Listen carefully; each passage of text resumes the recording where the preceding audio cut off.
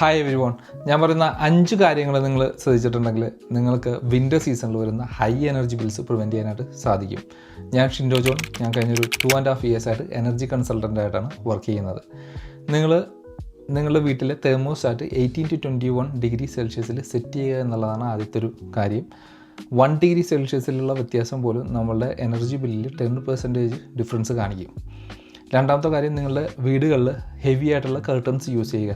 സൺസെറ്റിന് ശേഷം curtains close ചെയ്യാനായിട്ട് നിങ്ങൾ ശ്രദ്ധിക്കുക. മൂന്നാമത്തെ കാര്യം, നിങ്ങൾ വിൻ്റർ ക്ലോത്ത്സ് ധരിക്കുക, അല്ലെങ്കിൽ ലെയേഴ്സ് ഉള്ള ക്ലോത്തിങ്ങൾ നിങ്ങൾ ഇടുക. നാലാമത്തെ കാര്യം, റേഡിയേറ്റേഴ്സ് ബ്ലീഡ് ചെയ്യാനുണ്ടെങ്കിൽ ബ്ലീഡ് ചെയ്യുക. ബ്ലീഡ് ചെയ്യുമ്പോൾ ബോയിലർ പ്രഷർ താഴ്ന്നു പോകാൻ സാധ്യതയുണ്ട്. അത് ശ്രദ്ധിച്ചിട്ട് വേണം നിങ്ങൾ ചെയ്യാനായിട്ട്.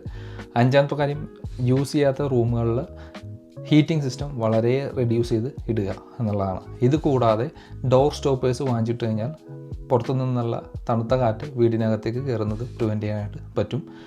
ഒരു പോർട്ടബിൾ ഹീറ്റിംഗ് സിസ്റ്റം ഉണ്ടെങ്കിൽ അത് നിങ്ങളിരിക്കുന്ന റൂമുകളിൽ ഉപയോഗിച്ച് കഴിഞ്ഞിട്ടുണ്ടെങ്കിൽ നിങ്ങൾക്ക് ഹോൾ വീട് ഹീറ്റിംഗ് ഓണാക്കേണ്ടി വരുന്ന ആവശ്യമുണ്ടാവില്ല.